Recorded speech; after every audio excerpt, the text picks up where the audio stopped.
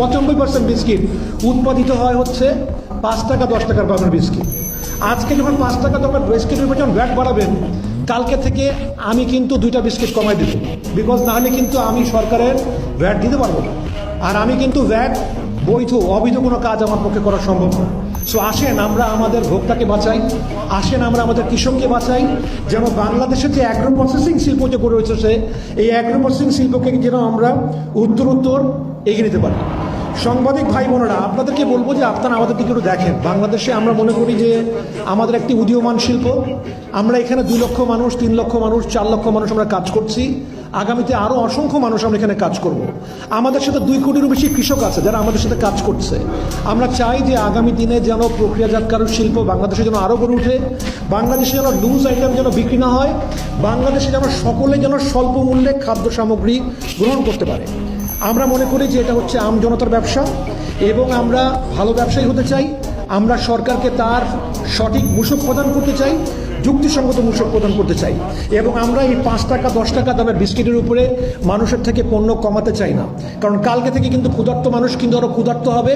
মানুষ কিন্তু আগামী দিনে কিন্তু এই ভ্যাট ট্যাক্সের যাবে।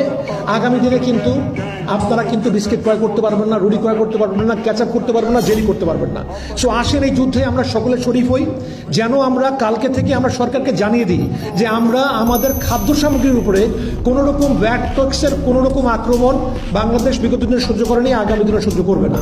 স্যার, আমরা ইনফ্লেশন নিয়ে কথা বলছি, আপনারা আমাদের উপরে আমাদের 9% সুদ, 11% সুদের হার আপনারা বাড়িয়ে 16% করেছেন।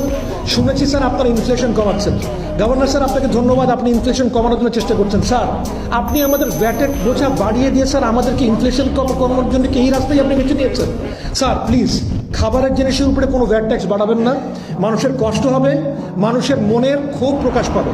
সো আসেন স্যার, আমরা একটা ভালো দামের ভ্যাট, ভালো দামের ট্যাক্স, যেটা বিগত দিনে আমরা সম্মানযোগ্য মানুষের কাছে দিয়ে এসেছি, আমরা আগামী দিনে এই ধরনের সব ভালো ট্যাক্স আমরা দিব, যেন আমরা ভালো থাকতে পারি, যেন আমরা ভোক্তার কাছে আরও ভালো মানের পণ্য সামগ্রী পৌঁছে দিতে পারি।